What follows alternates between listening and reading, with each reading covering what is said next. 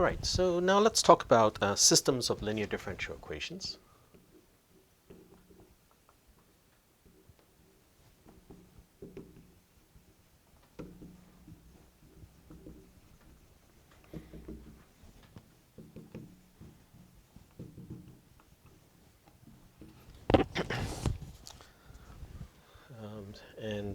So I'm going to write this in component form first.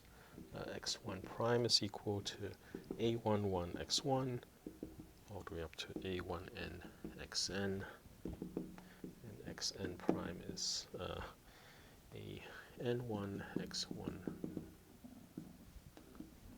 ann xn. So as you might expect, you can write this as a linear, well, in sort of matrix vector form, right? X prime is equal to A of x, where A is just the obvious matrix, A11 to A1n, AN1 to AN. Okay, and X is X1 to Xn. Okay, so let's consider the following. So let's say x of t is the exponential of some vector. Well, sorry, the exponential of its like lambda of t times v, where v is a constant vector.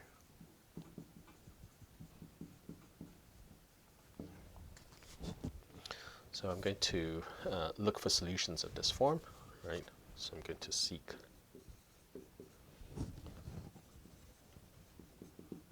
solutions of this form. Okay.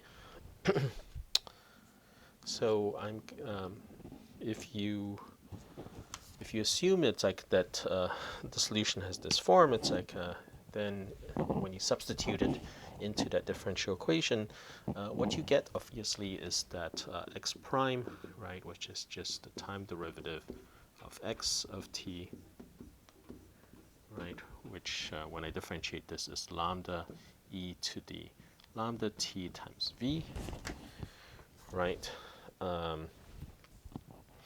But I know that this is equal to AV.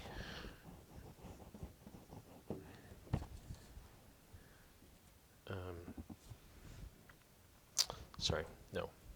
I want to write this as equal to AX, yeah. Okay, but this is X, right? So what you get is that if you have a solution of the form e to the lambda t times v, then v satisfies the condition that ax is equal to lambda x. So what this means is that v is an eigenvector and lambda is the corresponding eigenvalue.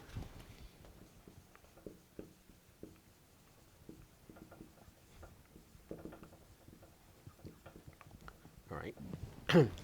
So basically, it's like what we see is the following. If you happen to have a solution of the form e to the lambda t times v, where v is a constant vector, right, then the only way it's like that could possibly be a solution of this linear differential equation, this system of linear differential equations, is if v is an eigenvector associated with the matrix A and lambda is its corresponding eigenvalue. Okay, so let me state then a theorem.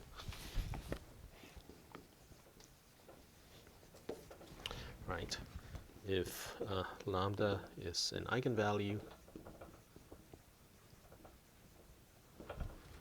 and v is the corresponding eigenvector,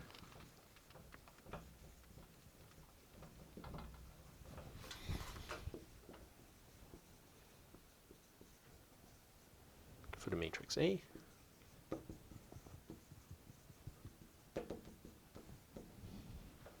right, then x of t is equal to e to the lambda tv, right, is the solution of the equation, of the differential equation.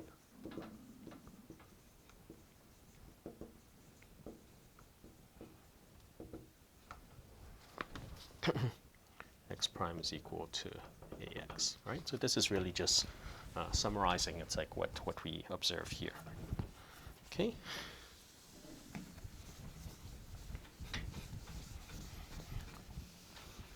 Okay. So this naturally leads to the following question. The question is, are there other solutions?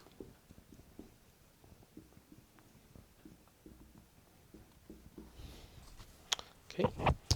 So that leads then to a second theorem. So if the n by n matrix A, right, has a linearly independent set of eigenvectors,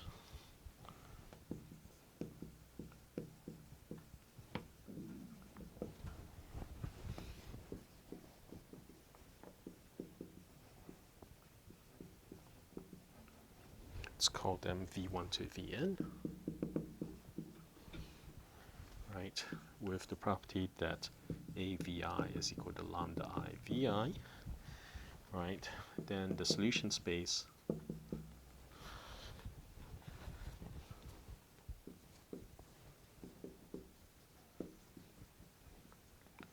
of the equation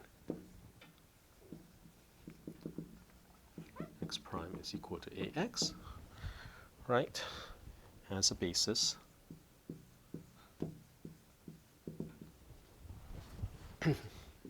xi is equal to e to the lambda it vi for I equals 1 to n.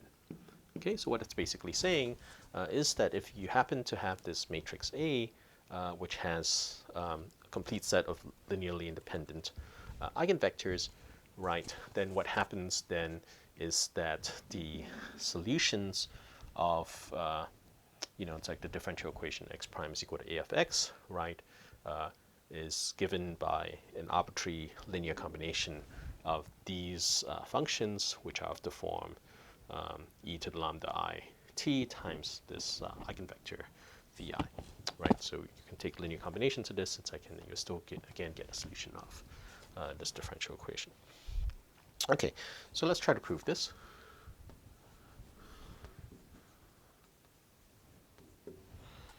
Okay, so let's say you have x1 to xn.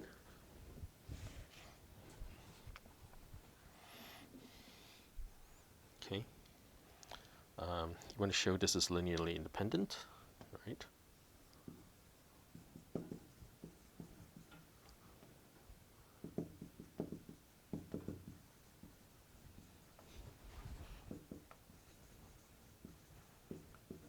Right, because you want to show that it's a basis, it's like for the solution space in particular, it's like this set of functions have to be linearly independent. Okay, so let's just assume that you have some arbitrary combination ci xi, which is identically 0. Okay, so this means that some ci e to the lambda it vi is equal to 0. All right, so and in particular, you can evaluate this at t equals to 0, right? So you evaluate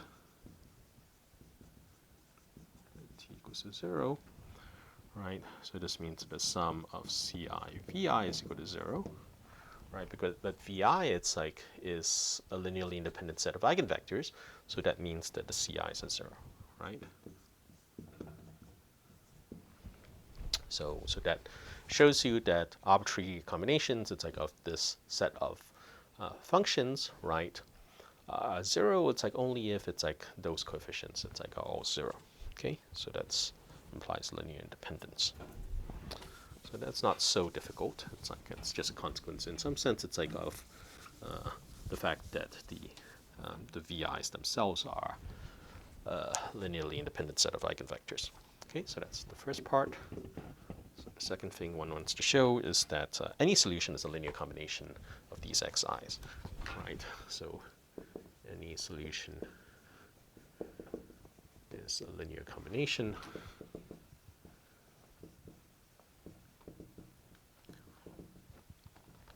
of xi's. Okay, so let's say x is a solution of x prime is equal to ax. Okay, so x at 0 is a vector.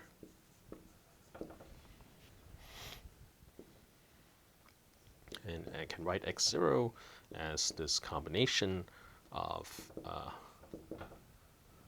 these VI's, which are the eigenvectors, okay, because VI is a basis, okay, for Rn, right? So I can always do that. So I'm good to define now Y, which is a candidate solution, which is a linear combination now not of the VI's, it's like, but of these sort of basis functions of the solution space, okay, or these candidate basis functions. So I write this, okay, and then we check that obviously this is a solution.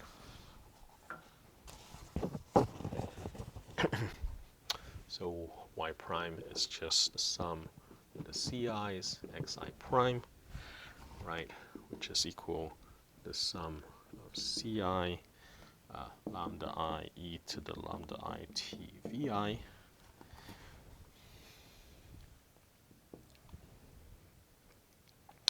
Right, and then the lambda I vi, right, is equal to A acting on vi. All right, so this is the sum of ci e to the lambda I t, A acting on vi.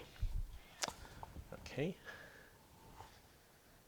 All right, and then I'm going to take the e to the lambda I t vi term and combine it together. Okay, this gives me, I'm going to take the A outside. Okay, so I have A acting on the sum of ci e to the lambda I t vi first. Okay, and then this thing here is xi, right? So this is A sum ci xi, which is obviously a y. So that's a solution. Okay, so y is also a solution.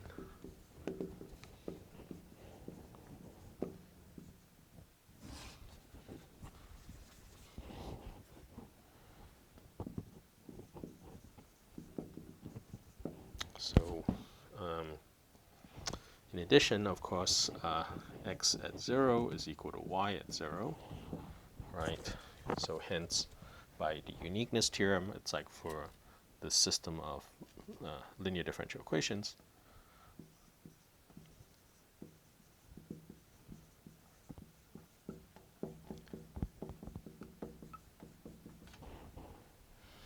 okay?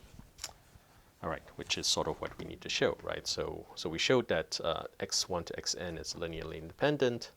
The set of x1 to xn is linearly independent, and we also showed that any solution is a linear combination of these xi's, right?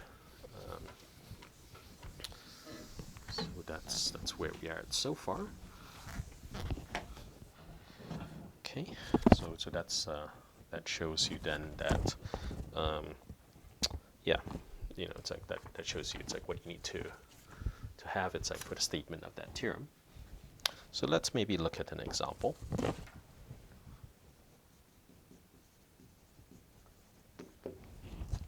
Okay, so let's just say we have A is 1, 0, 1, 0, 0, 0, 0, 0, minus 1, right?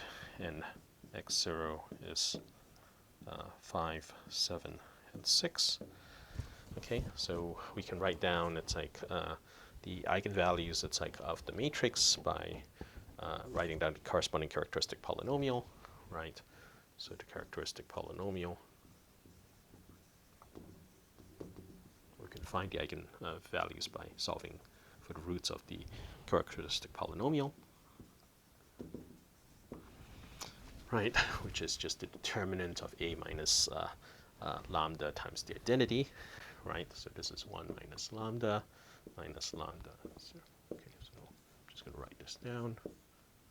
Minus 1 minus lambda. So the determinant of that. Okay, so this is upper triangular, so the determinant is just the product it's like of the diagonal entries. So this is just 1 minus lambda times minus lambda times minus 1 minus lambda.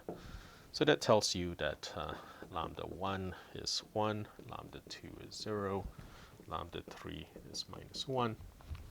And then you can write down the basis for the corresponding eigenspace, okay, which is 1, 0, 0, 0, 1, 0, and 1, 0, minus 2. Okay, all right, so let's see where we're at. Right, so we have a is equal to 1, 0, 1, 0, 0, 0, 0, 0, minus 1, x0 equals to 5, 7, and 6, right? And then, okay, lambda 1 is equal to 1, which corresponds to this eigenvector 0, 1, 1. Lambda 2 is equal to 0, corresponding to the eigenvector 0, 1, 0. Lambda 3 equals to minus 1, corresponding to the eigenvector 1, 0, 2. Okay. All right. So now I want to find the solution of that initial value problem. Okay. And so x1 of t, right, is e to the lambda 1 t v1. Okay, so this is what I call v1, v2, and v3.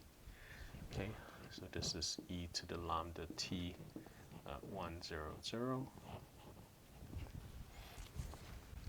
x2 of t is e to the 0, right, which is a constant vector, 0, 1, 0.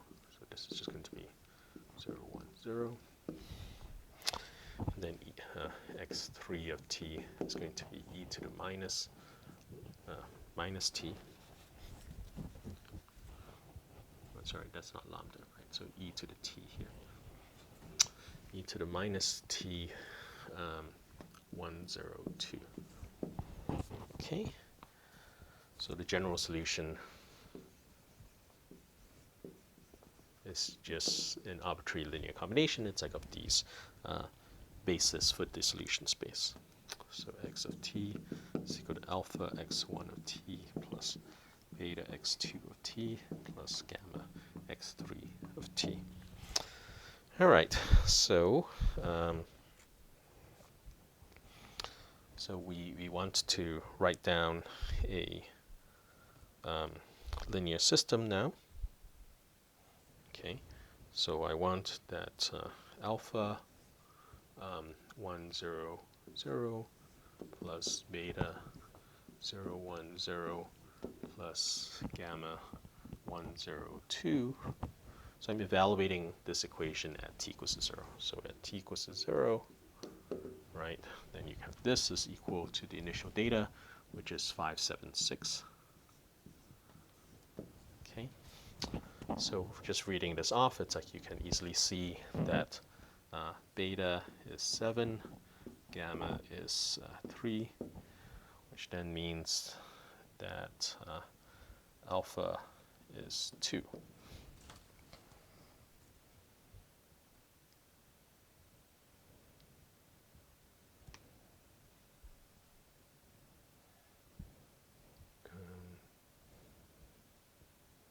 Sorry, there's a minus sign here. Minus, minus, minus. Okay, so that's actually wrong. So gamma is minus 3, which means that alpha is 8. Okay? Yes, okay. So that means that x of t looks like the following. So this is 8 e to the t. Right. Then the second component is, sorry, there's also a contribution from gamma, minus 3 e to the minus t. Okay, component, second component comes from just the second term here. So that is beta is 7, so that's a 7. And then the last component is just from this x3. So gamma is minus 3, so minus 3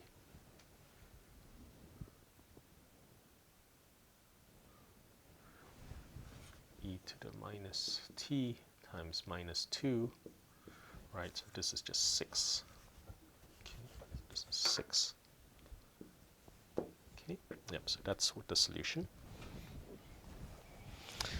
Okay, so yeah, so you can compute the solution this way, and then the next thing we're going to show is that you can write down it's like the solution of a linear differential equation more systematically using what is called the matrix exponential. So I'll talk about that in a little bit, but let me just stop here for now.